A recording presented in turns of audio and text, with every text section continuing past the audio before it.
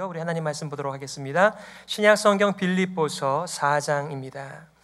빌립보서 4장 10절부터 13절까지의 말씀입니다. 우리 다 같이 한 목소리로 봉독하겠습니다. 다 같이요. 내가 주 안에서 크게 기뻐함은 너희가 나를 생각하던 것이 이제 다시 싹이 남이니 너희가 또한 이를 위하여 생각은 하였으나 기회가 없었느니라.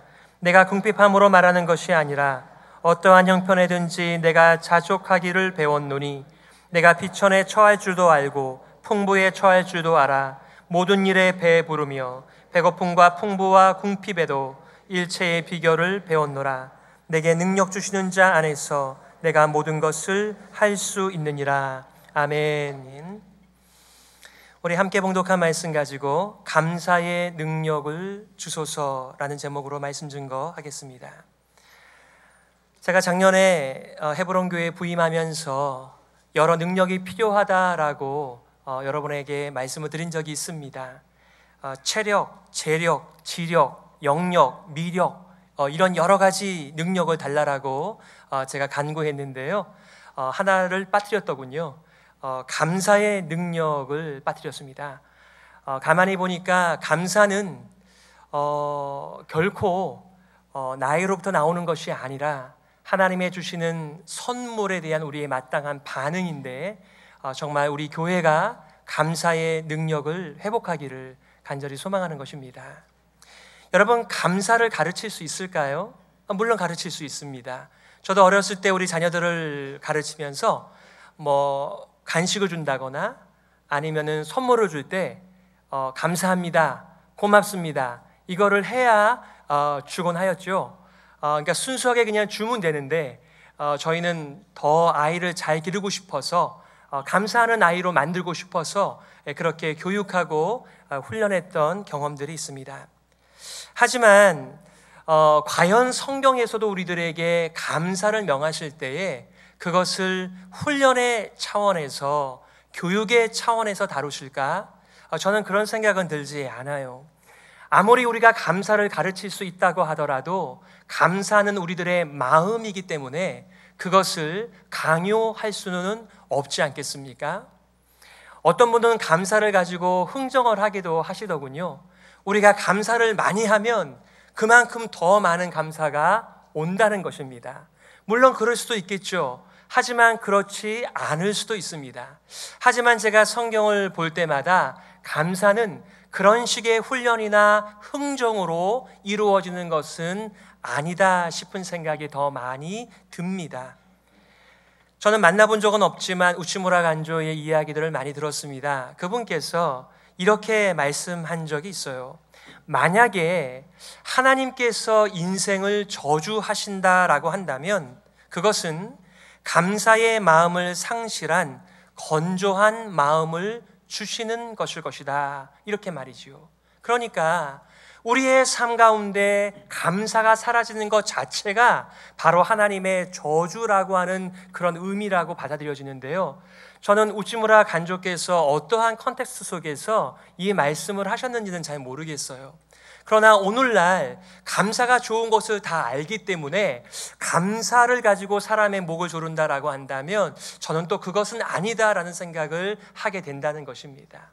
오늘 우리가 성경적인 감사를 함께 묵상하면서 우리의 개인적인 가정의 교회의 감사의 회복이 있기를 기대합니다. 오늘 본문에서 사도 바울은 기쁨 가운데 감사를 빌립보 교회에게 전하고 있습니다. 빌립보 교회는 사도 바울이 2차 전도 여행을 갔었을 때 원래는 소아시아 지방을 돌 계획이었어요. 그러나 환상 중에 마게도냐에서 손짓하는 것을 보게 되고 자기의 계획을 내려두고 하나님께 순종함으로 유럽의 첫 성인 이 빌립보에 가게 됩니다. 거기서 기도처를 마련하게 되고 거기서 예수의 복음을 믿은 사람들로 말미암아 바로 빌립보 교회가 세워지게 된 것입니다. 사도 바울은 2차 전도 여행을 마치고 또 3차 전도 여행을 마치고 예루살렘으로 올라가는 길에 많은 선지자들로부터 올라가게 되면 잡히게 될 것이라고 하는 그 예언을 들었음에도 불구하고 예루살렘까지 올라가게 되어지죠. 아니나 다를까 예루살렘에 올라가서 포박당하게 되고 가이사라에서 2년 동안 구금을 당하게 됩니다. 하지만 로마의 시민이기 때문에 가이사에게 상소하여서 그가 로마에 오게 되었고 지금 로마의 감옥에 있는 상황입니다. 그때에 빌립보 교회에서 돈을 모아서 지도자 에바브로디도를 통하여 전달하고 에바브로디도를 통하여서 바울을 수종들게 합니다. 이에 다시 에바브로디도를 돌려보내면서 빌립보 성도들에게 감사를 전하고 있어요. 물론 하나님께는 넘치는 감사, 동시에 이렇게 빌립보 성도들의 귀한 마음을 전달받은 이 사도 바울이 기쁨이 가득한 감사를 에바브로디도와 함께 전하고 있는 이 사랑의 편지가 오늘 본문의 말씀입니다.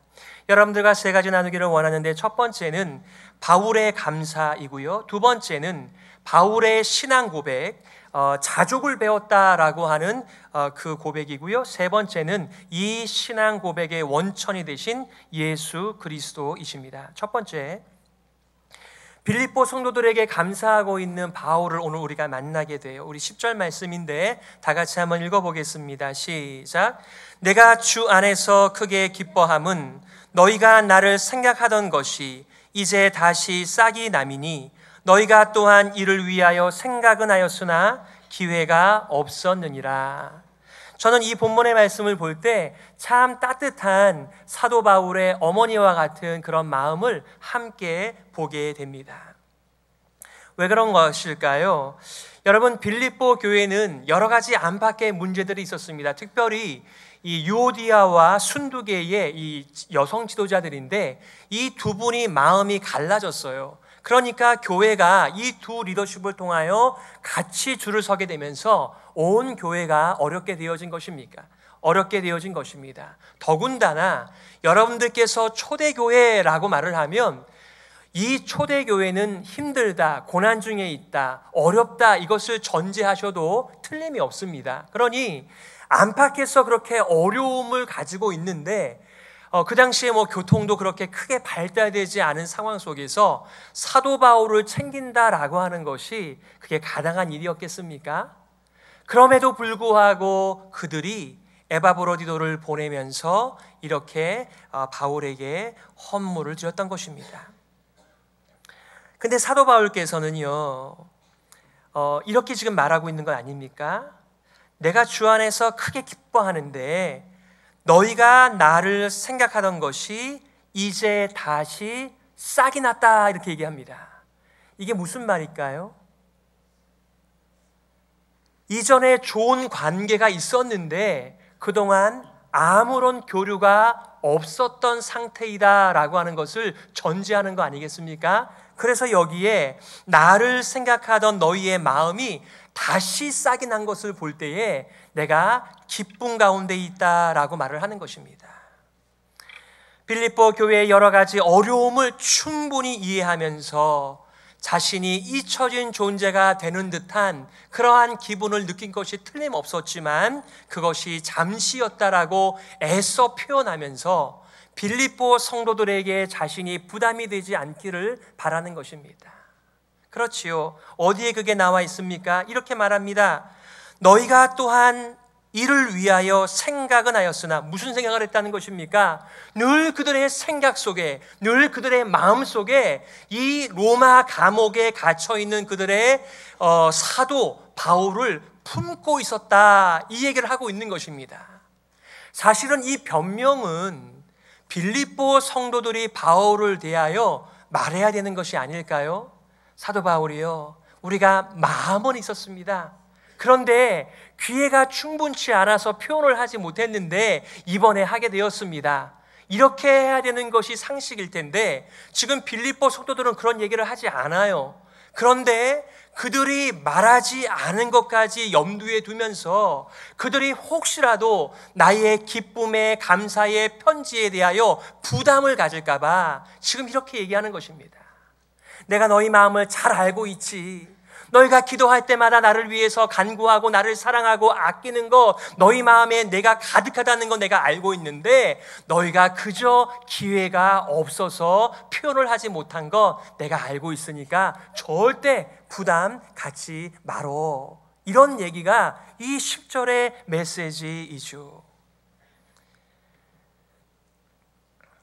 지난번에 허리케인 하비 때문에 휴스턴에 재해가 있어서 우리가 헌금을 하지 않았습니까? 그래서 우리가 우리 교단 총회인 KFC 총회에, 그리고 거기 지역 한인회, 그리고 한빛장로교회에 이 헌물을 전달하였습니다.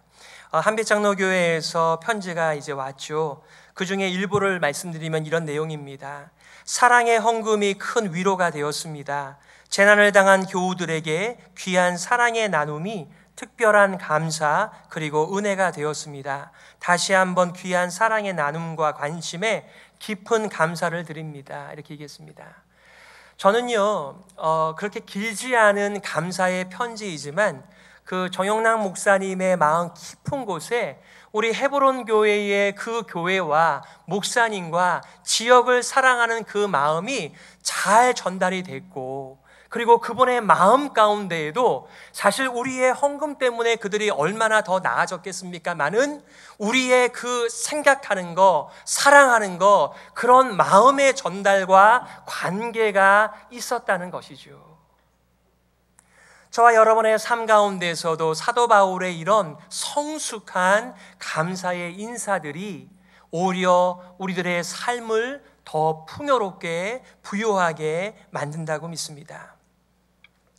여러분, 이것으로서도 모자라서요, 사도 바울은 혹시라도 감사 인사를 하니까 또 보내라 이런 얘기로 들을까 봐 그렇지 않다라는 얘기를 굳이 그 다음에서 표현을 하고 있습니다. 그 두 번째 메시지가 바울의 짧은 신앙 고백이고 그의 간증인데, 빌립보 성도들이요, 나는 자족을 배운 사람입니다.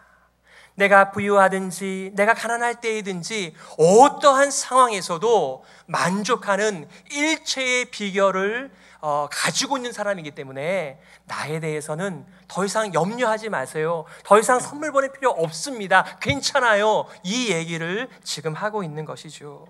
11절 12절을 한번 다 같이 봐요. 시작. 내가 궁핍함으로 말하는 것이 아니라 어떠한 형편에든지 내가 자족하기를 배웠노니 내가 비천에 처할 줄도 알고 풍부에 처할 줄도 알아. 모든 일에 배부르며 배고픔과 풍부와 궁핍에도 일체의 비결을 배웠노라. 여러분, 여기서 배웠다라고 하는 말은 그저 지식적으로 좀 알게 되었다라고 하는 그 이상의 의미를 담고 있습니다. 지난주에 우리가 세례식이 있었는데요, 보통 세례식을 그냥 진행하지 않습니다. 사전에 벌써 한 달 전부터 기독교의 기본 진리를 열심히 공부하고 그러고 여러 가지 문답을 통하여서 그 다음에 세례식을 하지요. 여기서 배웠다라고 하는 표현은 바로 그것입니다. 어떤 종교의 어떤 신앙에 입문하기 위한 가장 기본적인 것들을 터득했다라고 하는 말이 여기서 배웠다라고 하는 말이에요.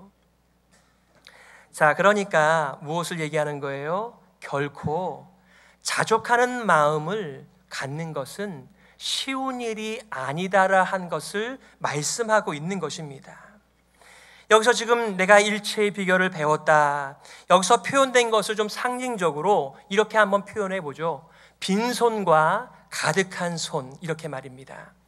여러분, 지금 사도 바울은 고백하기를 내가 빈손의 시기를 보낼 때에도 나는 충분히 살아갈 수 있는 일체의 비결 가지고 있었고, 그리고 가득한 손, 풍성한 손의 시기를 지내고 있을 때도 내가 그 시기를 잘 감당하는 일체의 비결을 터득했다, 이렇게 지금 말을 하고 있는 것입니다.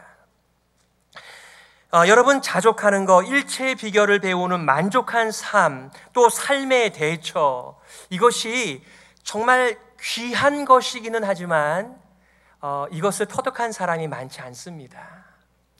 여러분, 제가 한번 질문을 한번 드려볼까요? 여러분, 빈손에 적응하는 것이 쉽습니까? 아니면 가득한 손에 적응하는 것이 쉬우십니까? 저의 그 유혹에 넘어가지 않으시고 입을 다물고 계시는데요. 이건 쉬운 일이 아닙니다. 빈손에 쉬기도 어렵고요. 가득한 손에 쉬기도 어렵다라고 지금 말을 하고 있습니다. 그것은 아무나 배울 수 있는 것이 아님을 사도 바울이 말하면서, 하지만 나는 그 일체의 비결을 배웠으므로 나에 대하여 부담 갖지 말 것, 이것을 말하고 있는 것이죠. 여러분, 우리에게 빈손이 되었을 때 어떤 마음이 듭니까? 우리의 삶이 염려로 가득 찹니다. 오늘만 없는 것이 아니라 내일도 없을 텐데, 일주일 후에도, 한 달 뒤에도, 1년 뒤에도 없으면 나는 어떻게 살아가나, 이 부양가족이 이렇게 많은데 라고 생각하면서 우리의 삶 가운데 빈손의 시기에는 없던 염려도 더 가득해지는 시기가 이 빈손의 시기입니다. 그래서 앞서서 사도 바울이 그 유명한 말씀을 하죠. 아무것도 염려하지 말고 오직 모든 일에 기도와 간구로 너희 구할 것을 감사함으로 하나님께 아뢰라. 그래야 하면 모든 지각에 뛰어난 하나님의 평강이 그리스도 예수 안에서 너희 마음과 생각을 지키시리라. 아멘. 여러분, 우리가 이렇게 빈손의 시기가 올 때 먼저 잃어버리게 되는 것은 우리의 마음이지요. 그런데요, 염려뿐만 아니라 해결되지 않은, 또 나의 무능력한 상황과 조건들을 헤아리면서 낙심하게 되고 어디라도 줄을 서야 할 텐데라고 하는 비굴한 삶을 살 수밖에 없는 처지가 바로 빈손의 삶의 시기입니다. 여러분, 이러한 상황 속에서도 여러분의 중심과 마음을 잃어버리지 않은 채 자족하는 삶을 과연 살 수 있으시겠습니까? 반면에 우리의 삶에 가득한 손을 시기가 있을 텐데요, 그 풍요의 시기에도 여러분들께서는 여러분의 마음을 지킬 수 있으실까요? 사도 바울은 디모데에게 이렇게 말씀한 적이 있어요. 우리가 세상에 아무것도 가지고 온 것이 없음에 또한 아무것도 가지고 가지 못하리니 우리가 먹을 것과 입을 것이 있은즉 족한 줄로 알 것이니라. 사실상 이 사도 바울에게는 먹을 것도 충분하지 않았어요. 입을 것도 충분하지 않았습니다. 그런데 그는 그러한 상황 속에서도 적응할 수 있는, 이길 수 있는 힘이 있었다는 것이죠. 하지만 바로 이어서 이렇게 말합니다. 부하려 하는 자들은 시험과 올무와 여러 가지 어리석고 해로운 정욕에 떨어지나니 곧 사람으로 침륜과 멸망에 빠지게 하는 것이라고 하였습니다. 여러분, 우리의 삶 가운데 가득한 손의 시기가 있을 때 우리는 어떤 마음을 가지게 되는 거죠? 내가 이것을 가지고 내 인생을 살아갈 수 있겠다라고 하는 하나님 없는 나의 삶을 꿈꾸는 시작은 가득한 손에서부터 시작된다는 것입니다. 마음이 자만하게 되고 또한 방심하게 되고 타락의 현장은 가난한 손에서 나오는 것이 아니라 풍성한 손에서 나온다는 것을 역사 속에서 수많은 사람들이 얘기하곤 했습니다. 여러분, 우리가 어리석은 부자를 작년에 살펴보았는데요, 그 어리석은 부자가 풍년이 들었고 창고를 짓고 거기에 모든 소출을 집어넣은 다음에 이렇게 1000마디를 뗍니다. 내 영혼에게 이르되 영혼아, 여러 해 쓸 물건을 많이 쌓아두었으니 평안히 쉬고 먹고 마시고 즐거워하자 하리라 하되라고 하였습니다. 여러분, 우리 그리스도인의 삶은 순례자의 삶 아닙니까? 쉴 날이 없습니다. 우리는 주님 오실 때까지 이 믿음의 여정을 더불어 함께 가는 것인데, 우리의 손에 그득한 손이 주어지자 무슨 발상이 시작되는 것입니까? 이제는 좀 쉬자. 더 맛있는 거, 더 값진 거 많이 보고 들으며 누리며 살아야만 한다. 이런 세상적 부담감이 모든 사람들에게 들어오는 것입니다. 나는 그것을 누릴 만한 사람이다. You deserve better. 항상 그 얘기를 들으면서 더 맛있는 거, 더 높은 거, 높은 마음을 가지고 살아가도록 부추기는 손은 바로 내 손에 그득한 손임을 성경과 역사가 언제나 말해주죠. 우리 지역에 초인류 대학 시카고 유니버시티가 있습니다. 이 록펠러가 그 기부금을 내서 시작이 되어졌죠. 그때 록펠러에게 어떤 타임스 기자가 질문을 했다고 합니다. 현재 가지고 계신 그 부유함에 만족을 하십니까? 당연히 만족을 못하겠죠. 그래서 만족 못한다 이렇게 대답을 했더니 한 번 더 질문을 합니다. 그렇다면 얼마만큼 소유하셔야 만족하시겠습니까?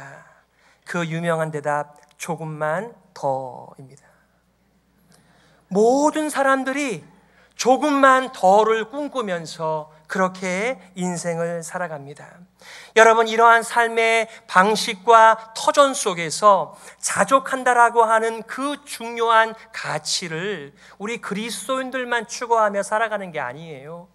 안 믿는 사람들의 세계 속에서도 이 자족을, 또 절제를, 금욕을 매우 중요한 가치로 여기며 살아갑니다. 저는 오늘 사도 바울이 증거하며 간증하며 신앙 고백하는 이 자족의 삶과 세상이 말하는 자족의 삶은 근본적으로 다르다라고 하는 것을 여러분들과 좀 나누고 싶은 거예요.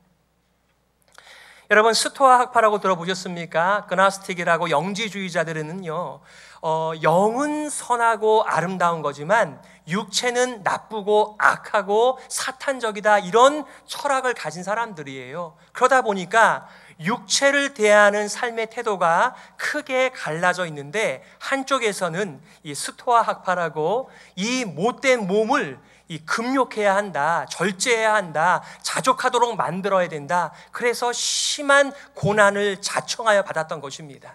반면에 쾌락주의, 이 에피쿠로스 학파는요, 이 똑같은 몸이 악하다라고 하는 커다란 전제 앞에서 나의 영혼과 육체는 상관이 없으니까 마음껏 쾌락을, 욕정이 끌리는 대로 살라라고 가르쳤던 사람들이지요. 반면에 이 스토아 학파에서는 수양을 통한 자족, 달관의 경지, 이런 것들을 강조합니다. 어떻게 육체의 노예가 되는 사람이 자유를 누릴 수 있겠는가? 오히려 그들은 이 육체를 절제하면서 훈련하면서 영혼의 자유를 추구했던 그런 사람들이지요. 그런 사람들에게 이 자족의 삶이 아름답게 보였던 것입니다. 로마의 대표적 스토아 철학자 세네카가 이렇게 말한 적이 있어요. 가난하다는 말은 너무나 적게 가진 사람을 가리키는 것이 아니라 더 많은 것을 바라는 사람을 두고 하는 말이다 라고 말하면서 그들이 물질주의와 육체주의에 빠지지 않도록 그렇게 훈련하였던 것입니다. 이 세상의 대부분의 사람들은 조금만 더, 그것이 나의 삶을 더 안전하게 보장해 준다는 확고한 믿음을 가지고 살아갑니다. 하지만 그 끈이 약해지거나 끊어지게 될 때 거기에 우리의 삶을 걸었던 그 인생도 나락에 빠지게 되고 말죠. 여러분, 꼭 철학자만 이런 삶을 추구하는 게 아니고요, 우리의 보통의 삶 속에서도 이러한 삶을 터득하는 모습을 보게 됩니다. 어떤 분들이 젊은 사람들을 향하여서 이렇게 말씀해 주시더군요. 젊어 고생은 사서 하는 것이다. 인생의 쓴맛, 단맛, 그리고 뜨거운 맛을 보면서 소위 말하면 산전수전, 요즘에는 공중전도 있다고 그러시는데요, 그 모든 것을 겪으면서 우리가 이 모난 인생이 둥그렇게 바뀌어서 어떤 상황과 처지에 적응하며 사는 것이다 라고 자신이 경험한 삶의 그 터득한 진리를 나눠주시는 것을 보게 됩니다. 저는 그러한 나눔이 매우 가치가 있다라고 분명히 생각을 해요. 하지만 제가 오늘 이 시간에 구별하고 싶은 것은 이 세상의 사람들이 세상에서 터득한 자족의 삶과 예수 그리스도를 중심한 사도 바울의 신앙 간증은 차원이 다르다라고 하는 것을 구별하려고 하는 것입니다. 세 번째, 자족의 원천은 바로 예수 그리스도가 되심입니다. 우리 13절 다 같이 읽어볼까요? 시작. 내게 능력 주시는 자 안에서 내가 모든 것을 할 수 있느니라. 여러분 이 구절 참 좋아하시죠? 저도 제가 좀 낙심될 때 뭔가를 할 수 있겠나 이런 마음이 들 때 이 구절을 암송하면은 또 막 이렇게 힘이 납니다. 그러나 제가 압니다. 그렇게 마음이 이렇게 바뀌어졌다라고 해서 제가 할 수 없는 것을 할 수 있는 자가 된 것은 아니다라고 하는 것을 알게 됩니다. 여러분 사도 바울께서 빌립보 성도들을 향하여 내가 일체의 삶의 비결을 배웠다. 내가 어떠한 환경에 처하든지 그것이 빈손의 시기든 가득한 삶의 손이든지 간에 나는 어떠한 처지에서도 흔들리지 않고 행복한 기쁨이 넘치는 자족의 삶을 터득했다라고 말하는 그 중요한 원천은 사도 바울에게 있지 않았습니다. 바로 예수 그리스도에게 있었던 것이죠. 10절 초반부에서도 내가 주 안에서 크게 기뻐함은 13절에서도 내게 능력 주시는 자 안에서라고 말씀합니다. 오늘 본문의 말씀의 문맥을 이해하고 이 말씀을 해석한다면 내가 어떠한 처지에 있든지 나는 그 환경에 적응할 수 있으며 자족할 수 있는데 어떻게? 바로 내게 능력 주시는 자 안에서 가능하다. 이 믿음을, 이 신앙 고백을 간증을 빌립보 성도들에게 하고 있는 것이죠.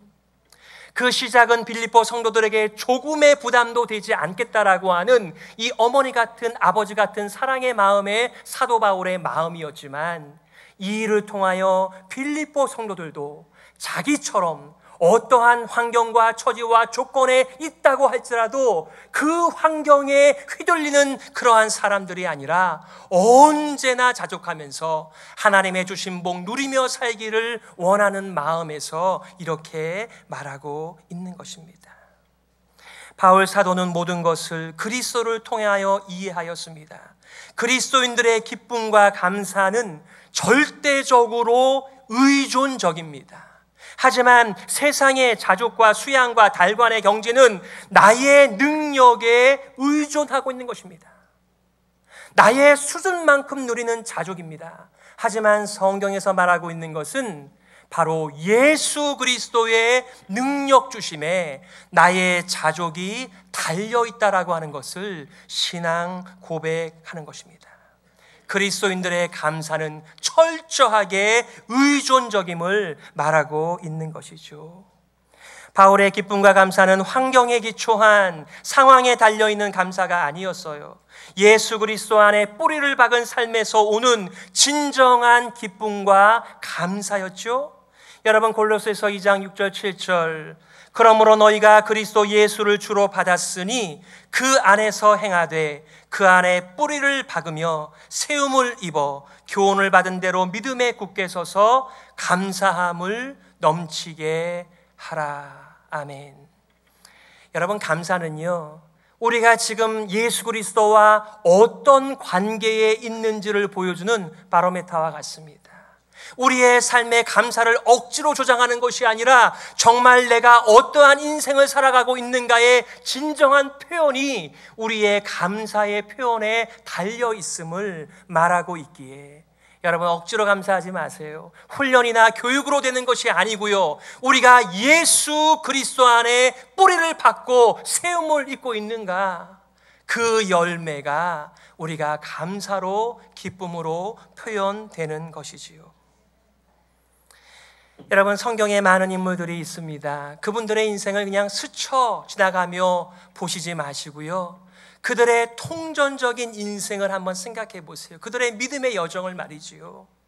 아브라함과 이삭과 야곱과 요셉, 다윗, 다니엘, 세례 요한, 사도 바울, 사도 베드로, 그리고 교회사 속에 나온 루터나 칼빈이나 조나단 에드워드나 링컨 같은 수많은 믿음의 사람들에게 어김없이 찾아왔던, 그들의 인생을 뒤흔들었던 그 수많은 바람 속에서 어떻게 그들은 감사의 찬양을 올려드릴 수 있었을까요? 이유가 없어요.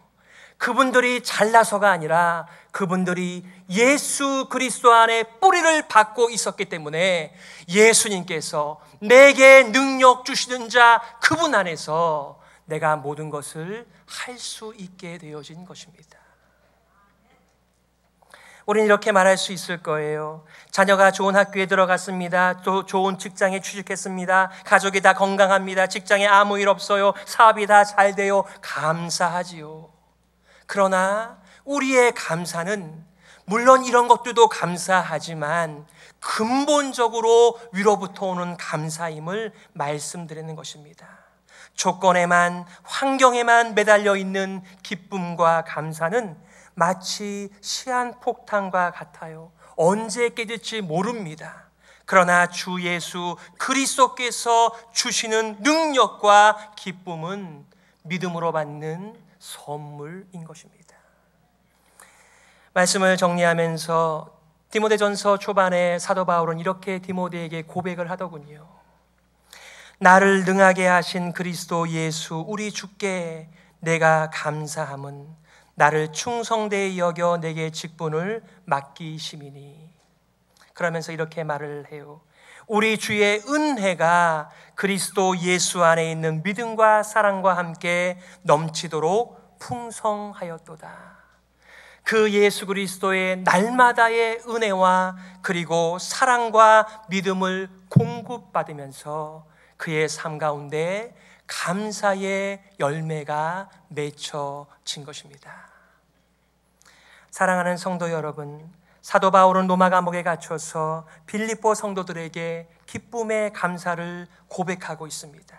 동시에 자족하는 삶을 고백하면서 그들이 조금도 부담 갖지 않기를 그렇게 어머니와 같은 마음으로 전달해요. 오늘 본문의 이 겉면을 빌립보의 영적 자녀들에게 들려주고 싶어서 더 나아가 간증한 것입니다.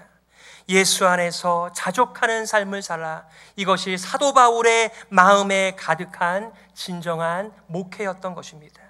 복음으로 낳은 자신의 면류관이요 자랑인 빌립보 성도들이 상황과 환경으로부터 오는 온갖 종류의 시험과 고난 앞에서 낙심하지 않기를 바라면서 어떤 환경과 처지와 조건에 있든지 감사가 넘치는 그 삶을 축복하고 있는 것입니다.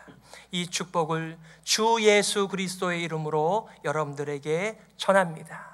우리 주변에 이런 영적 아버지와 영적 어머니가 점점 더 많아져서 내가 혹여라도 세상에 뿌리 내리고 싶어하는 그러한 마음으로 살아갈 때 그것이 아니라고 예수 그리스도 안에 뿌리를 박으면서 감사함이 넘치는 삶을 살라라고 목회하는, 그렇게 조언하는 귀한 믿음의 사람들이 더 많아지기를 소망하는 것입니다. 오늘 이 시간의 말씀을 기억하시면서 이렇게 기도했으면 좋겠습니다. 하나님 아버지, 빈손과 가득한 손, 어떤 상황과 조건에서도 감사가 넘치는 가정과 교회가 되게 하여 주옵소서. 오늘 제목처럼 하나님, 우리 교회에 감사의 능력을 허락하여 주시옵소서. 함께 말씀을 기억하시면서 기도하겠습니다.